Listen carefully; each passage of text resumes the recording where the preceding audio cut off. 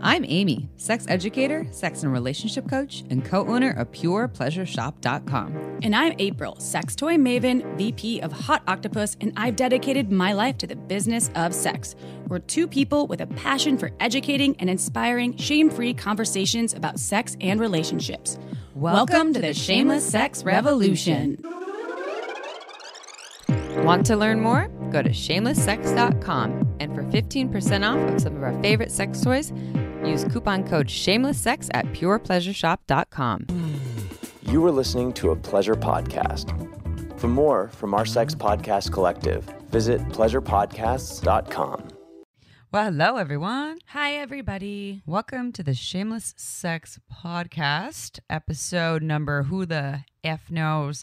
I'm going to guess 274. I don't know. It's three or four. I'll just tell you, you're right. Okay, I'm right. Cool. I mean, is that cool? We're almost at 300 episodes. What are we going to do when we hit 300? We're having a party. A party in your pants, in April's pants, and everyone's invited. Just kidding. Just me in April. I'll tell you how it is. So we did this. What was the number that we did with them? That was about the 217. Okay. So no, that was we did the extended orgasm was 217. Ah. And you entertain. Well, I got it. It's already up on my screen. Sorry, 258. Shit, it's already here. I don't know how that popped up. So episode 258, how to give handjobs and blowjobs that will blow their minds. So how to please the penis with your hands and your mouth. Well, guess what? This is with the same guests, but about pussies, vulva owners, how to please the pussy, the vulva owning human with your hands and with mouth techniques as well. Ooh, juicy topic. Are you ready for it? But first, we have things, right? A sex question. Oh, yeah. Okay, so I like when people write in code like their names. So this is from You're the Dog. I don't know if they were calling us the dog or they're the dog, but I'm pretty sure they said that was their name, You're the Dog. So okay. You're the Dog asks, my wife is turning 30 and I wanted to get her a couple of toys, so I bought a rechargeable magic wand. What are all the things I can do with it, or we can do with it, her alone and us together? I'd love to hear your thoughts. We actually started talking about this a little bit 5 seconds ago. You can dress it up in different clothing, use it for foot massage, for back massage. You bring it to Thanksgiving dinner. You can give it its own chair. No, we're not making fun of you, listener, too, by the way. We were just having fun with it. I have taken it on ski trips. Not even for pleasing the pussy, for back, just for back massage, because originally the OG version, 80s, right? Which you had at Pure Pleasure Shop back in the day, in the packaging, the plug-in version. Then they released a rechargeable version that is almost as powerful, but it was designed. Hitachi made it. Now they don't own that anymore, but as a back massager. Yeah, and so the picture on the cover was this lady, like, you know, late 80s style, massaging her back with it. But everyone's like, we know you're putting that on your genitals. But that was how it was originally sold as a safe product. Do you know those Theraguns? Yes. Too? So I've used that on my pussy before just to see what it would be like. Yes, there's different, it's very intense, and I feel like it's similar. It's now the new Theragun situation. I'm pretty sure someone brought one of those to the last plant medicine thing that we were hanging out at, and they were like, would it be inappropriate to bring this out mid journey? Like, probably. Yeah, maybe not. Okay, yeah, so we're not mocking you. Yes, so Pure Pleasure, where April and I got our start in this industry, still has all these products. The plug-in now has just a picture of the toy. There's no human on there, like putting it on their back. And so they're all called the Magic Wand, but there's a plug-in, there's the rechargeable, now there's the mini Magic Wand. They're all really awesome. And there are many things that you can do with these products. And I hear that this listener who wrote in just about her alone or us together. So we'll actually give you some tips on things you can do it with your own body too. But April, you own the Magic Wand. You love it. I have 3. Oh, and by the way, if you want to go get your own Magic Wand, everyone, I'm going to talk in my LA accent because we were doing this on our trip. And okay, I won't do that because you all hate accents. Actually, we read that on one of our reviews. You can go to purepleasureshop.com, use coupon code Shameless Sex to get 15% off. Just look up Magic Wand. You'll see all the types we're talking about. Okay, so you have all 3. Has my mom given you the mini yet? I don't have the mini. I'm saying I have 2 rechargeable versions, and then one is travel, one is home, and then I have the plug-in. And so for me, obviously, I suggested the back thing. If you want to use it in playtime, You can have the receiving person lay on their back. For this person they have a wife, she can lay on her back and apply the pressure of the vibration. And the rechargeable version, and they didn't specify which one they purchased. The plug-in only has 2 modes. It's basically high and then higher. I know. But the rechargeable has, I don't know, 5. It's like pulsation things too, right? There's different pulsating patterns. I don't know I never use those. Yeah. So depending on what you have, you can kind of work your way up and just apply the sensation of this deep rumbly vibration to your external. So let me ask you personal questions. Are you ready to get personal about positions when you use it? Like, would you say, because there's kind of bigger, like a doggy style position? Doggy style is hard because a lot of times for me, unless you angle your hips really high, you hit the bottom of it on the bed, so it absorbs some of the vibration. You don't want to lose that vibration. That's why the back laying is really nice, and then you can penetrate. Your partner can penetrate you with their fingers or anally with a little teasing. Yeah. So here's the other thing. I've seen April's genitals before, and she's seen mine. Remember, I have the tucked under genitals that are like directly under me. Oh yeah. So if you looked at me, you wouldn't be able to see them. You just see pubic hair, and your bits are a little more like up and forward. We have different placement of our genitals, and that makes sense why you're saying actually being a doggy style position, it would be hitting the bed more. Whereas for me, that would actually be more ideal. You're also taller, so maybe you'd be higher up. Yeah, exactly. Right. So that's when I like ultimately maybe just try the mini magic wand if anyone's in a shopping phase. But to this person, yes, the position would be different for everyone. There used to be sleeves that you could cap over the actual bulbous head that we had at Pure Pleasure. That was a G-spot sleeve that you can put on top of it, so you can access. I think that we still have that at purepleasureshop.com. Okay, they're just these. They just sit. It's like hats that your device can wear, and there's like under accessories or something. Totally, like that. Yeah. And those are different ways to access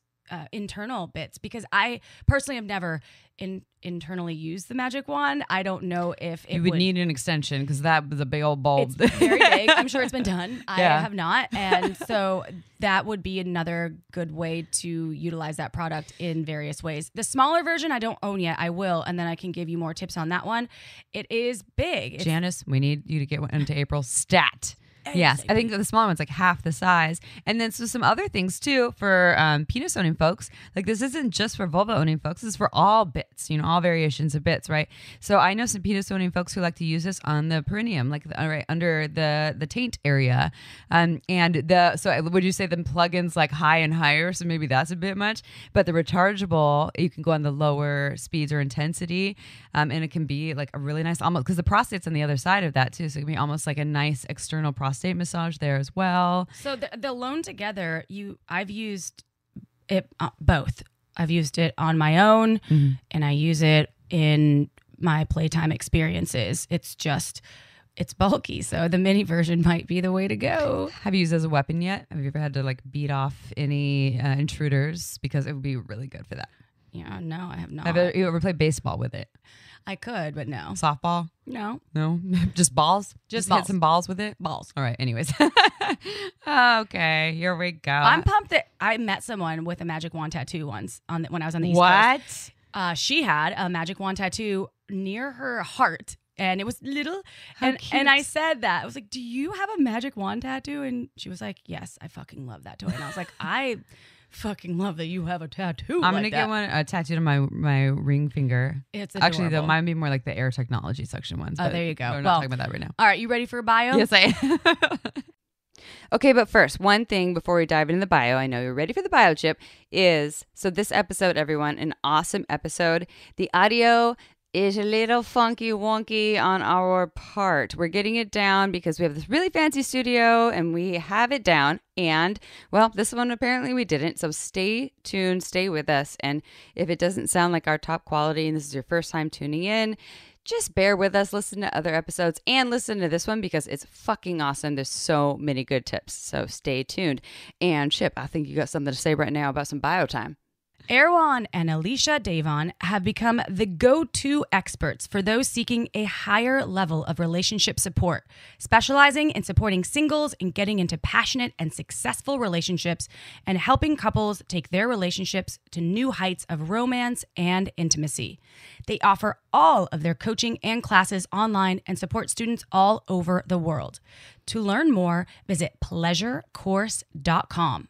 Also, follow them on Instagram at Davon Method. That's DAVON Method. Or click the link in our show notes to find out about their latest offerings.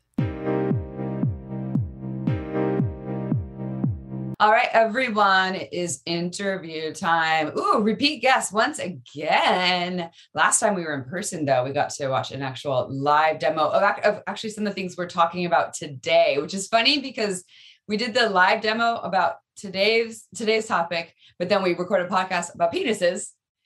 So that's why I was confused. Yeah. I was like, wait, didn't we do pussies? Yeah. You're like, no, we talked about the DF. And then she told me I had to get my brain checked. I was like, you're right. I should. No, I didn't. I said that we need to drink more plant medicine for our brains to collectively, because we both keep forgetting. And then I say, if we keep talking about Golden Girls long enough, we're just going to turn into one like next year. Yeah. And they'll be like, what? Maybe the answer though is just more hand and oral techniques on our vulvas, and that gives us more brain power. I don't know, but that's what. Yeah, they're like shaking their heads. Yes. If you start your day with that every day, the day goes better.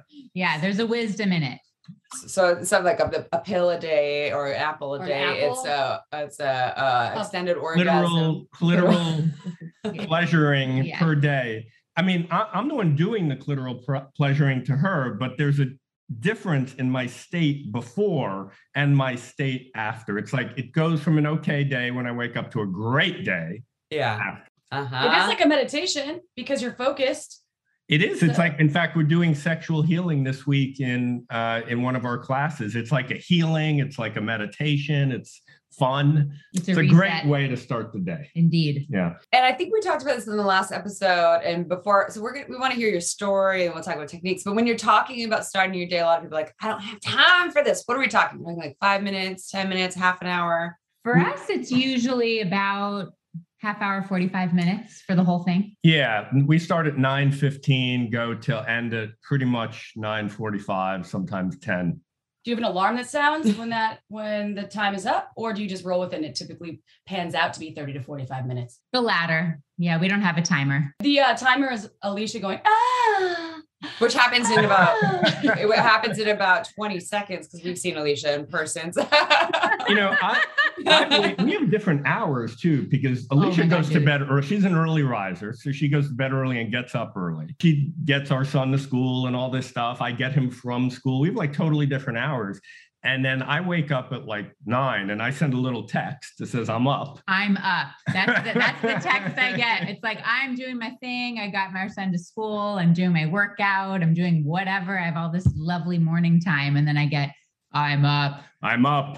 Can I touch your bosom? Make my day good.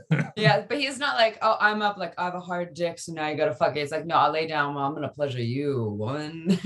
You know, there might be a little hard dick in there too. Actually. Yeah, I'll leave up. Sometimes. Yeah. You know? And do you take breaks for menstruation, or is it like get more fun? Menstruation breaks? I love having my clit stroked when I'm menstruating. It releases so much of that pressure that's built up in there. Mm-hmm. I love it. It's very important. And it's also very important right before menstruation when that tension is building, because then it makes the whole process, instead of a syndrome, it makes it like more of a release, you know, because there's not so much tension. Yeah, fuck that syndrome shit. I'm not into that, but like, I mean, for a lot of people, it really is. Never mind. I'm not going to say that. That was going down a route that wouldn't have been really good here, but practice more self-care. You know, I'm talking about April instead of PMS. So anyways, okay. One other question before we ask you about who you are, which you've been on our show. This may be your 5th time on our show. It really? I think so. 4th or 5th. Yeah. We're famous in the shameless sex world. Yes, indeed. You know? And in some other worlds on like Venus, but yeah. Yeah, no, in this world you are. And we will continue to have you back. And okay, Just one last question about the morning, because I made the comment like it's not about the dick. You're like, no, the dick gets touched too. Is there an order of operations? Like she comes first, like the book where you focus on the pussy first, and then like, okay, now it's cock time, cock o'clock, or does it change every time?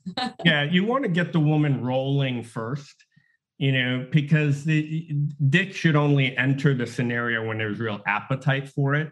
And it's a big mistake if it enters too soon. Right. And I don't mean enter like intercourse, just enter into the picture, so to speak. So you definitely want the woman rolling. Now, that's one of the things I like about Alicia. She comes down and she's rolling. She's like, we did a demonstration of extended orgasm 2 weeks ago, and like she laid down on a table. She's already going. Mm-hmm. Yes. I mean, and people always ask at the end of the demonstration, because it's us in front of the room doing this demonstration of the clitoral stroking practice like you all saw. And there's a bunch of people, about 40 people in the room. And people always ask at the end, like, Alicia, what were you doing upstairs to get yourself ready? And you walk down and you're already coming when you lay on the table. And I'm like, literally, I'm just feeling my body. I'm just feeling it. I'm walking down. Nobody's stroking me upstairs. I'm not stroking myself. It's just being in the body. They think we have like some fluffer upstairs, getting her ready, or trained monkey or something. Well, technically, if this is something that's a regular practice, it's a habit, your brain is going to switch into that mode and knows kind of what is coming. So your body it's almost a massive dopamine release. The expectations is building, and your body remembers that. And it's like, sweet, I know what's coming. It's me. So your brain is the fluffer, basically. Yes, your brain is fluffing yourself. Okay, so we're going to talk about techniques and all these fun things about how hand and oral, pussy, massage, pleasure, etc. But first, can you share with our audience about how you got to where you are today in the field of sexuality? I went to some crazy places. I did every seminar, workshop, cult environment, whatever I could do to learn about it. I remember once my friend Scott and I showed up on the doorstep of this group of people they were leading some kind of group. We rang the doorbell. Nobody was there. We're leaving, and a limo rolls up, and it's a big purple limo. It rolls up, and 4 beautiful women get out of the limo, and this guy who's like 4 feet tall and completely drunk sort of falls out of the limo. He's just totally wasted. We tell him, oh, hey, obviously there's nothing going on tonight. We're going to leave. They're like, no, come on in. We're like, all right, what the heck? We go in, and there's basically no group. We end up in the hot tub with them, but it's kind of crazy because this guy has a shotgun, believe it or not, right behind the hot tub. And there's little, I don't know, gophers or squirrels or raccoons or something. It's nighttime. And he's shooting them with his shotgun. I mean, I'm telling you, it's like. No. Sounds like my dad's house. Jesus Christ. Can I curse on your podcast? Yeah, fuck yeah. Yeah. And then like they're all making out, and Scott and I are in the hot tub, like our eyes like 10 feet saucers. For me, I just went to any place I could to learn about sex, and then sort of pieced it together, threw out the bad stuff, got rid of the guns, got rid of the blah and the blah, kept the good stuff. And it was basically a lot of incidents of that, plus a psychology degree and yoga and Zen and 18 other things that are at least less interesting for today's topic. I'm sure they'll come up in some way, shape, or form. Yes. Yeah. Well, and I was so happy that Erwan had all this experience before I met him. So I met Erwan. I have a background in psychology, and I was getting my master's degree in psychology, planning to be a therapist. Okay. So I had been in therapy, and it changed my life. And I was like, oh my God, I'm going to be a therapist and help people. So my friend introduces me to Erwan because I was also really into sex and always trying to discover more about sex and psychology. So long story short of how we got together, but I would go to Erwan's house, and he would just blow my mind with extended orgasm every time. I remember this one time Erwan was running these 2 houses in south of San Francisco and Brisbane, like 20 people in each house, all studying sex and sensuality. So I'd go over there, and it was just like a party every time. And we'd hang out in his room. And one day after we had an extended orgasm date, I could barely walk. I was so high and I was feeling my body so much and it was new for me. And I literally couldn't drive home. And he's like, okay, here, why don't you just sit on the couch and I'm going to get you a chai. And then we all went out in the hot tub on the balcony. And I was like, okay, dude, this is the life I want to live. I loved it. So while I loved therapy and helping people, I could see that there were other ways to grow and develop that included fun and didn't have to exclude sex and orgasm. So that's how I got into this. This was like 20 years ago. And now Erwan and I are married. We have a child and we live in San Francisco and we teach people who live all over the world. All of our classes are online now. And the bottom line is we just took a look at what did we want to do in our wants. And this is what we wanted to do, not like for careers, just like what we wanted to do, period. And then, then to make our life about it, kind of like you all. I just want to share as well, because in terms of what you all offer and your coursework, Alicia, a lot of times is the person that is it's not an experimental goat, if you will, or whatever, like an elaborate, but you do experiment on the body and do live demos for people. It's not just you're charting something and with a laser pointer and a PowerPoint presentation. Alicia's there, they're doing the tips and tricks, you're researching them. Erwan has all of this experience for, decades, and Alicia as well. So I want to say it's hands-on, and you all can offer these tips because you practice what you're preaching and you actually demo it live. So I just think that is an important note, because I didn't know that about you two until I actually saw it live myself and was very impressed. It's like, it's an art to me and it's beautiful, which brings me in. I just wanted to give people a little bit of a premise around what you all offer. And it's so much deeper than just this episode. Listen to the other 3, 4, 5 at whatever point you're listening, because there's a lot of different tools that they provide folks. This one specifically is about pussies, vulva owners, but also vulva lovers. So can you share your top 3 techniques for manual stimulation on the pussy? Right. You're talking to the right guy. So let's ride on the coattails of what y'all asked a minute ago, which was or what we mentioned, or somehow it came up. The first tip is start stimulating her pussy before you touch it. Okay. Some guys or women, I don't know if women touching women do this as much, but guys certainly do it. There's almost like a kind of a fast pace or something like that. Innuendo, subtle touches. For your listeners, your video seers can see this, but for your listeners, they can't see it. But, Alicia's got this round necklace around her neck. I might touch her nose, a beautiful necklace, and these little light touches, this innuendo, this vibe, so that the blood, the consciousness, the awareness starts to drop into the sexual body and then down into a woman's pussy. So she's turned on before her clitoris is touched.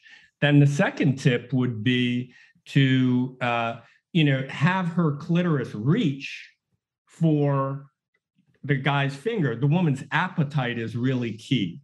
So it's kind of a case of less is more, or lighter is more. So start stimulating her pussy before you touch it, light touches on her body, innuendo, kind of doing her head, so to speak. I'll speak graphically for a second. I had a girlfriend way back when. This was right about when we got together, actually. Her name was Jen. And she liked this thing. She said, Erwan, the reason I really like you is because you can fuck my mind, and that was one of the biggest compliments I got. Totally. Yes. So, doing a person's head is kind of a bigger deal than, once you've done their head, their body's relatively easily. So start there. And then, having her reach. So this morning, for example, Erwan and I were doing our sensual practice in our bed. This was like an hour ago. And Erwan was doing these nice, like meaty, kind of medium paced strokes on my clitoris. And then he slowly lightened up his strokes, so much so that his finger was like a millimeter away from my clitoris, like close, but it was such a light touch. And then my clitoris reached for his finger, like, touch touch me. And that's such a good feeling. I've found for myself and lots of women that we like to want and reach. So that's like a desire, like craving more of some sort. So the reaching is like is that different than teasing? The kind of the whole rest of the body and the buildup? It's different than teasing. Teasing is, we have an exercise we teach people that usually they do alone, but it works with a partner also. We call focal points. So you pick a point. Let's say my knuckle is the clitoris here for visual demonstration. Your listeners can picture it. And I'm kind of going around the knuckle with my hand, but I'm not touching it. So that's focal point or teasing. It builds energy, just like what Alicia was talking about. But then when there's actual contact, it's no longer teasing or focal point, it's actual contact. There's actual stimulation. And, I'm not an expert in extended orgasm in my body the way she is, but even doing that on my finger, I feel my cock, I feel myself start to involuntarily contract. So light touching allows the person, similar to focal point or teasing, it allows the person to, instead of retracting away, because it's too much or too heavy or too fast or coming too quick or something like that, it allows the person to move towards, it kind of forces the wrong word, but it sort of forces them to move toward the stimulation in order to actually have the contact. Right after I did those really light strokes on Alicia's clitoris, where my finger basically wasn't touching her clitoris for parts of it, but then her clitoris would reach and create the contact, her clitoris got super hard. Like really, really, really hard. Yeah. Sounds like a physics demonstration.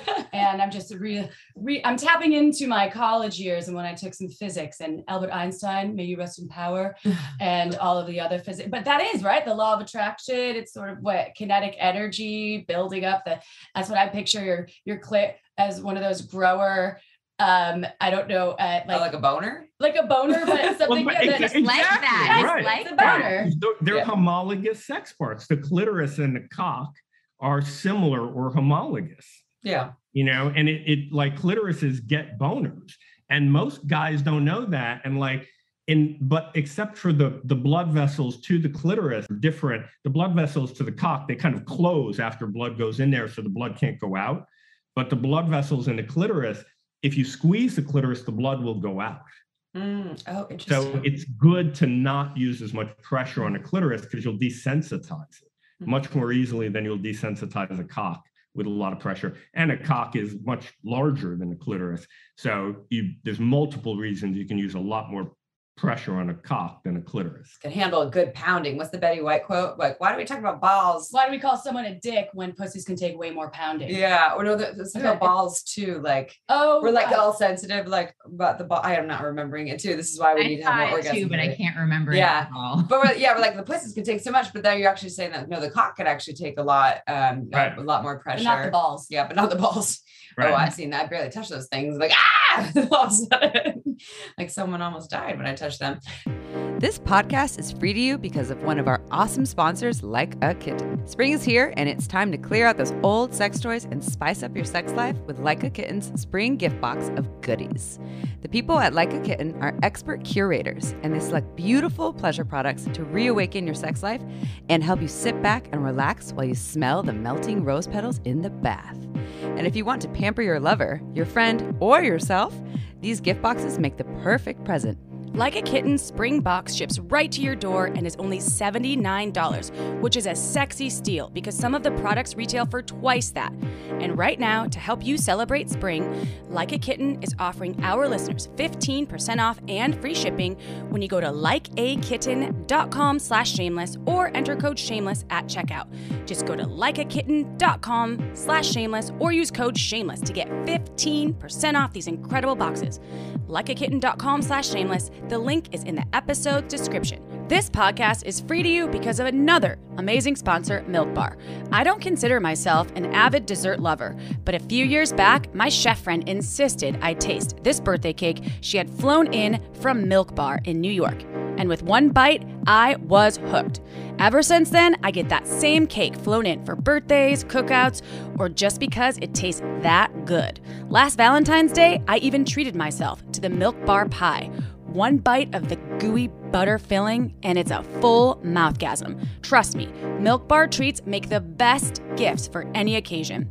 And Mother's Day is right around the corner. And for a limited time, Milk Bar is offering their delicious new strawberry shortcake and cake truffle. Every Milk Bar creation is made fresh and then beautifully packaged, so it arrives in perfect condition and ready to enjoy. They even offer overnight nationwide delivery. Don't just take our word for it. Find out for yourself why this award-winning celebrity chef Christina Tosi is wowing the world with her epic creations. And right now, Milk Bar has a special limited time offer. Get $10 off your order of $50 or more when you go to milkbarstore.com/shameless. You'll get $10 off an order of $50 by going to milkbarstore.com/shameless. milkbarstore.com/shameless. All right, back to the show. Okay, well, so because we're going to kind of bring this all together with some sex questions here in the end. And so I want to kind of move into oral techniques here, oral stimulation. We're going to bring them all together and they're all kind of hang out in one piece. So what are your top tips for when it comes to bringing your mouth to the vulva, to the pussy? Okay, so I'll say a couple of things. Now, the first one is to use rhythm with some little breaks. So you want to have a rhythm so the vulva owner can really count on it, like start riding that sensation. But then you want to do like a little 1/2 second break every once in a while so the person can relax for a second and then get back into it.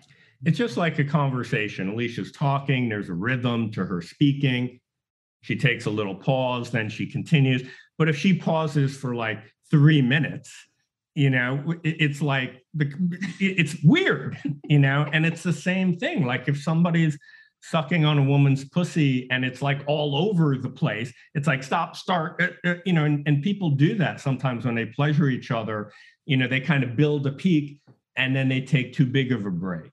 Or, like in this conversation that we're having, she'll talk for a while, y'all talk for a while, I'll talk for a while. There's a balance, there's a rhythm. It can go out of rhythm or out of balance relatively easily. So a regular stroke with breaks. And a really good way to make sure you're keeping the rhythm is to really focus on the physical sensations, like your tongue on the clitoris and being in the rhythm and feeling it in your body. Sometimes it's funny, but as human beings, we get distracted during sex when we're doing stuff, and then we start going all over the place. So if you're in there with it, feeling the rhythm, that makes it easy. Yeah, like following a little treasure map. Or creating your own orchestra. Ooh, I like that even better. Can we take a break for an intermission and some kind of music goes on? I like this. And I like the thought of thinking about it as presenting something as well. And it's I just love organization. So I feel like you have to organize it. It's performing. You do want to have it be, you talked about physics earlier and like that in organization, you want it to be intelligent. Like the amount of learning that we have in our, most people's jobs or their sport or their family or whatever is tremendous. But like, there's a lot of learning and organization and systemization and intelligent thing, have the woman be turned on, prior to the sex act, have some rhythm in it. Another thing about rhythm to find a rhythm is like music is great for rhythm. If you have the sex kind of going to the music a little bit, the person kind of knows what to expect. They sort of relax, you mix it up a little bit. You want to be smart about sex. That would be a great topic we ought to do sometimes, like smart sex versus dumb sex. Also lighting, because lighting, sometimes when I'm in a place and I feel like the lighting's clinical and I'm trying to feel sexy, but I kind of feel like I'm either being interrogated or I'm going to get examined, I would ask if we can dim down the lights. It's not that I want to be seen, but just better lighting rather than clinical fluorescent lighting. And I don't know if that's a thing. Maybe lighting some candles can be sensual and create a space, making you fuck smarter, or having the oral be smarter. I don't know. This is maybe my hack, but what do you think about that? topic. Yeah. I think smart sex is a great topic. But lighting, I mean, one of the exercises we teach singles first, or even people in couple, but to do alone, is an exercise called visiting dignitary.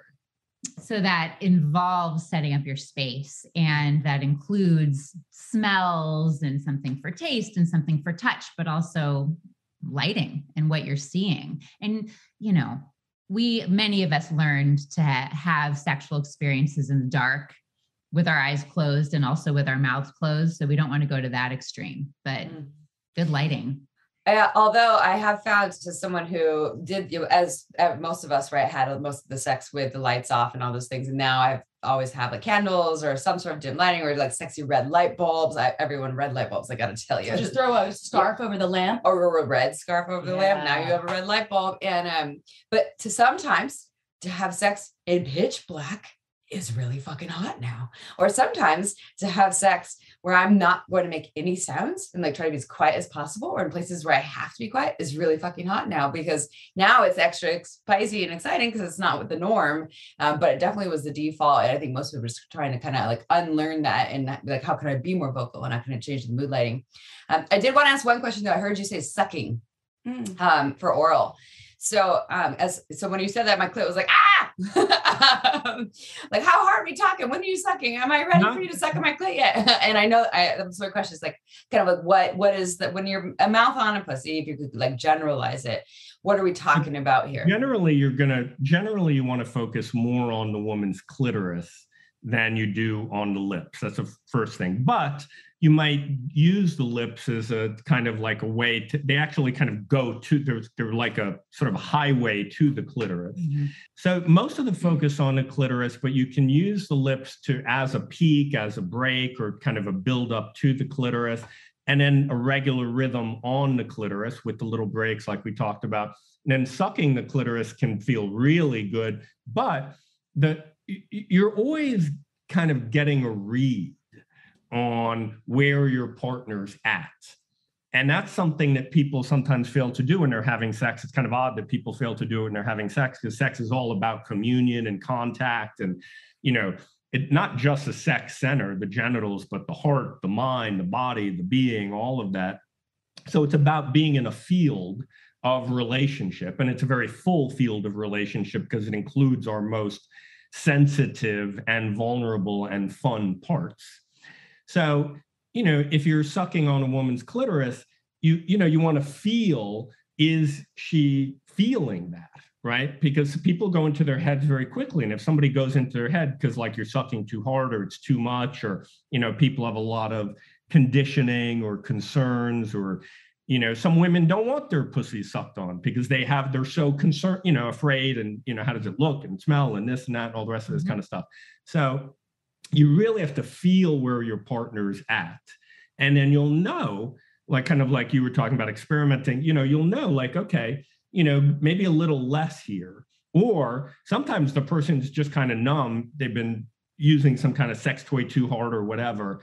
And you kind of almost have to go really hard to just get their attention and then maybe lighten up. So you kind of train them to feel more and not need so much stimulation.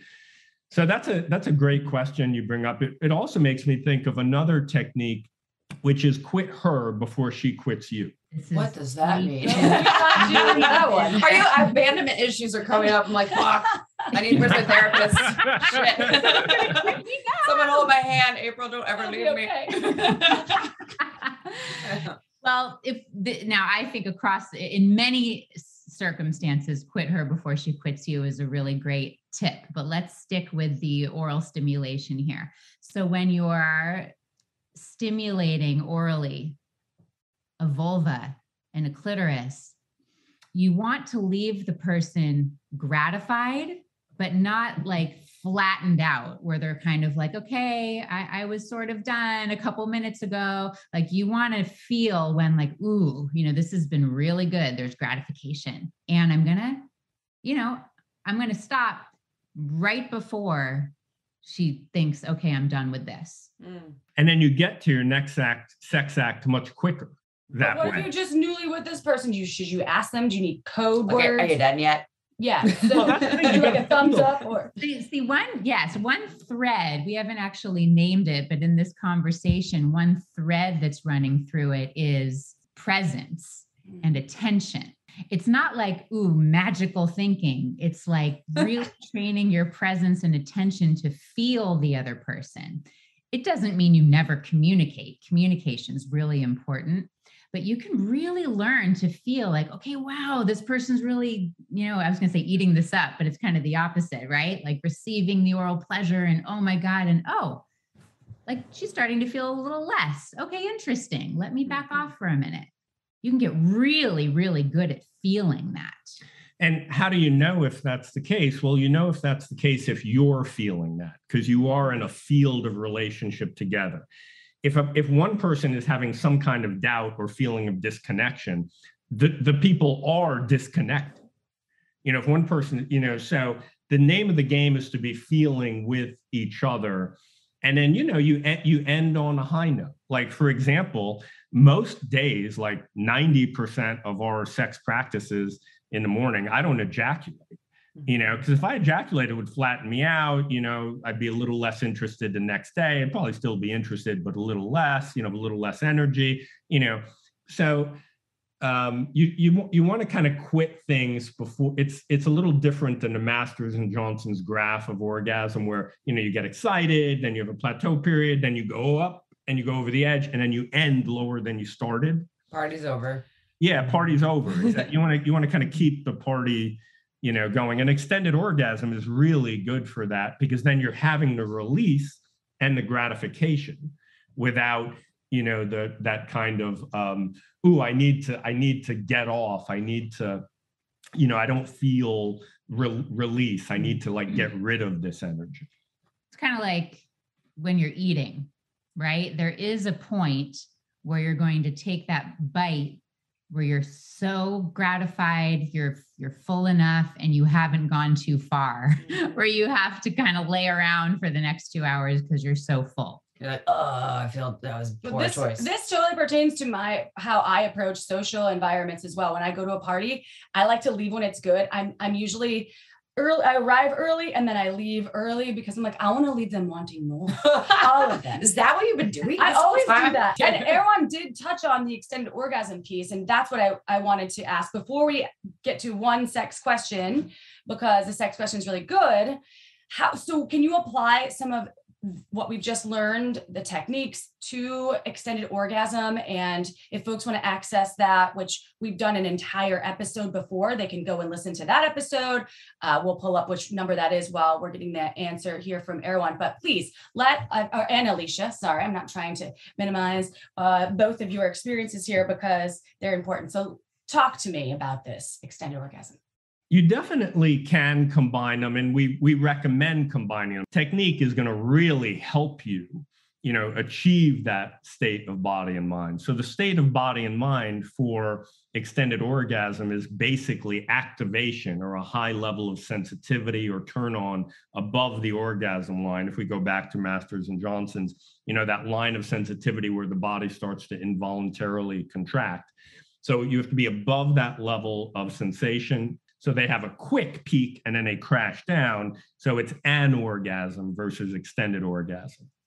So all the things that we talked about today relative to sucking pussy or licking pussy and relative to stroking pussy apply directly, because if you're stroking lightly and you've got a rhythm, and it's feeling good, and you're, when it starts to get a little too much, you take a break for a second, whatever like that. And then you continue, it really helps the person get more and more turned on. And it helps them be relaxed during it, because it's not so much that they're clenching and it's not so little that they're like, in their heads wanting more and, like that. So the technique and the state of body and mind go really well together. So we have a sex question from a listener, but as you're talking about that, and we have a whole episode that was on episode extended orgasm. 217. Oh, nice. I just looked it up. Just looked Episode 217 dives very deeply into that topic with Erwan and Alicia. So check that episode out. And we'll talk about a course that you have coming up. So this is going out, I believe, sometime this month of April, and you have a course coming out May 21st through 22nd of 2022, the pleasure course that will, I assume, dive into this too, which we'll ask at the end more info about that and how to get that and how to find that. Okay, time for a quick break. This podcast is free to you because of our amazing sponsors like Uberlube. Uberlube is a luxurious silicone lubricant that can enhance your sex and intimacy. Uberlube's unique formula is velvety, long-lasting, with no flavor or scent, and it feels absolutely incredible on the body. There are thousands of doctors recommending Uberlube to their patients because it's less likely to throw off your pH than most other lubes. So whether you want to make your hot sex even hotter, or you want to prevent dryness, take our advice and check out our favorite go-to, Uberlube. Uberlube isn't just for sex. I use it for massage, to tame my frizzy hair, to prevent chafing, even for oral sex sessions. I love how it comes in a beautiful bottle with a pump top for easy access, appearing more like a cosmetic product so you can leave it on your nightstand shamelessly. Uberlube is without a doubt my favorite lube, and countless listeners agree, often stating, "We never knew lube could be this good." To learn why we think it's the best lube on the planet, check out uberlube.com and use code SHAMELESSSEX for 10% off and free shipping. Again, that's uberlube.com. Use code SHAMELESSSEX for 10% off and free shipping. This podcast was also made possible by OMGYes.com. OMGYes combines scientific research of real vulva owners so you can learn shame-free techniques on how to pleasure the pussy. OMGYes studied 20,000 plus people of all ages and turned the research into animated modules, short videos, and beautiful infographics that are tasteful and easy to understand. Whether you want to learn about external pleasure, internal stimulation, or techniques with toys, OMGYes can help you master vulva pleasure. Let me tell you, I've been recommending OMGYes to my clients for years, and it's been changing their lives because knowledge really can activate your pleasure power. OMGYes is for anyone who cares about vulva pleasure and wants to take it to the next level. OMGYes can help you become a sexual strategist by equipping you with the tools you need to unlock your pleasure potential. Plus, your OMGYes purchase helps fund more pleasure research. OMG, that's great! Only pay once, and these techniques are yours forever. That's right, this is not a subscription service, and you don't need to download a thing. So go to omgyes.com/shameless to get 10% off when you purchase any OMGYes season. Again, go to omgyes.com/shameless to get 10% off right now. Time to pursue your pleasure. And now, back to the show. Before we dive into this question from a listener, just one thing I want to out. So when we came to your house, we were doing the pleasure demo where Alicia was there with her pussy in her face, and it was beautiful pussy, and I love some pussy in my face, and just I love watching like all the things. And I was like, oh, gosh, me, I've been to so many sex parties. I've seen so many demos and like sex ed classes. This is probably gonna be like way easier for me to watch than like for April. April was there like front row seats, like, so what's this? What's that? Oh, this is so interesting. I felt some heebie-jeebies in my body, not about your pussy, Alicia. I have a thing where watching the inner labia. That's what I'm going for, right? Inner labia.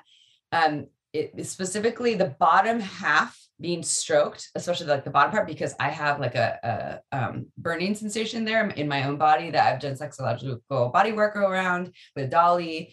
But I was watching and I was like cringing, just watching that stroking on the lower part of the vulva. And I was like, oh my God, this is so uncomfortable. This is so uncomfortable. And because like my body had kind of felt this thing. So I'm going to create my own sex question here for myself, but also for other listeners.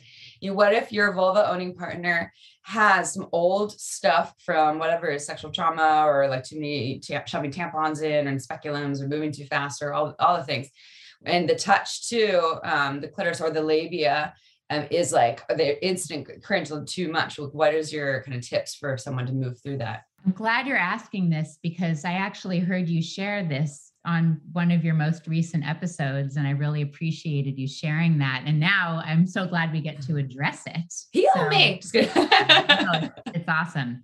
So why don't you start? I think you had something to say. Well, the first thing is communicating and talking is really helpful, especially if there's some kind of injury or sensitivity, whether it's physical, medical, psychological, whatever it is. The Sex Center, we're doing sexual healing this week and mastery of relationship. Whatever is going on sexually, it really amplifies things. It's a really great place to kind of dive into because we see a lot about our bodies and our minds and our psychologies and all kinds of things. So communicating and talking is essential. Like saying, oh, wow, hey, I feel a little burning there. That's kind of sensitive, so that your partner can then know, okay, let me go slower here, or let me even stop. Now, if there's a spot, let's go to the clitoris for a second. Some women, a lot of women report, oh, my clitoris is so sensitive, I could never have my clitoris stroked directly, not through the hood. And we've never found a woman that's actually true if they do it this way. So the guy would take his finger, or the woman would take their finger and put it above, maybe an inch above the woman's clitoris.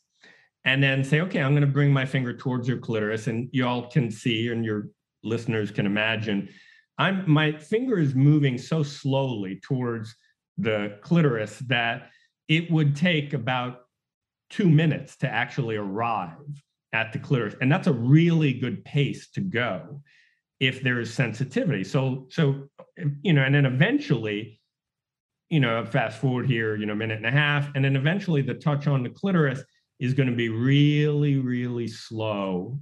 You're like barely moving is what people can't see. Like I can see barely moving your finger. Right. Mm-hmm. Exactly. And then if we fast forward, now here I've even got fairly firm pressure, but it was so slow that even the firm pressure feels good. So that's a technique you can use which is slowing down. So I tell people slow down, and they go from this to like, okay, this. Yeah. No. Like slow down until you literally can't see the movement. Put some lube on there. And then you can start to investigate that area. Is it muscular tension? Is there a tear? Is it, a psychological concern that comes up? It's a very sensitive part of ourselves, So then you can start to investigate it and see what's going on. And, usually you find something that's going on there. Maybe the person has a fear and they're contracting, or maybe there is a tear, or, something else that, I'm not a gynecologist, but there can be a whole lot of different things going on. And then whether you find specifically what's going on or not, you then know to be really conscious in, relative to that area. Maybe you don't touch it, or maybe you touch it really slowly, or the woman says, oh, I like this, but I don't like that.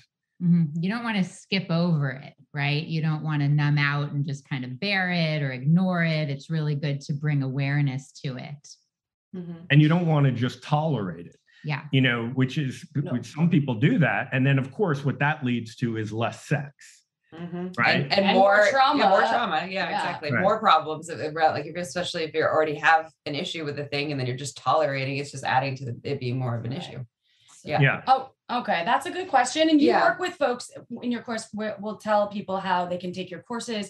And if people can talk to you all and get tips for their specific situations as well, or bodies, right? Or partnership. Yeah. Okay. Yeah. Because that isn't necessarily, everybody might not be experiencing what Amy has experienced, or because I didn't feel that way. I don't, well, I was talking about, so I mean, to watch, but I know plenty of people where like their bodies cringe when someone's going to touch their bodies. If someone did their nails down a chalkboard, I'd start cringing. Yeah. But like people who have like vulva owners, it's a receiving orifice that like, if you have traumatic experiences, it shuts down, it numbs out, it turns off. And so what I said is the techniques that you're sharing right now, I have done a little bit of, and I've done them a little bit in partnership. And I've actually talked to my partner about doing more of this. Like I think in sexological bodywork, they call it remediation, where you're kind of holding the area of the body that isn't feeling good instead of moving really fast. And when I do that, what you're talking about, it actually does help. All of a sudden, like that part of me doesn't hurt anymore. But then I have a compliant moment where I like tolerate or something. When I override myself, it's like I have to do the work all over again. It's just like my life path. So so I don't want to make this all about me, but I think a lot of people can receive an or even anuses, they could probably relate and kind of overriding their own systems. Yeah. It's very relatable what you're sharing, and it's important. You don't want to skip over it. And our work is very personal. We really like to get personal with people, and people have all sorts of things, whether it's physical or conditioning that makes certain parts of sex challenging, and we welcome all of it. I feel like tight jeans could just have pussy have some trauma. Skinny jeans. Okay, now I'm happy those are out of style. I mean, for guys, tight jeans are a nightmare. What they do, for food. But they look damn good. Okay. Well, let's do this next question. This is actually a great question. It pertains to oral. And I know I've experienced this in my my life before. And I think Amy did as well at some point. And I know a lot of folks out there that have. So my partner of 2 years does not like going down on me. I've asked him multiple times and he says he'll do it, but it's really not his thing. Any advice on other ways to approach this? Start with this one. I mean, that's a great question. The first thing is just to acknowledge the breakdown. Whenever there's a breakdown, a disagreement, a difficulty, people often skip this kind of first obvious step, which is, oh, wow, we have a difference of opinion and we have a difference of desire, and there's a breakdown here. You can't skip that part of saying that something isn't working. For example, a lot of people lose their relationships because there's a breakdown in communication or a withhold or some problem, sexual or otherwise. They don't address it.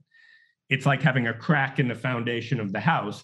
It's not a big deal in the beginning, but 10 years later, the house falls down. So you really want to, with breakdowns, you really want to address them. And it's kind of like we were just talking to you all about, like, you don't want to just tolerate something, right?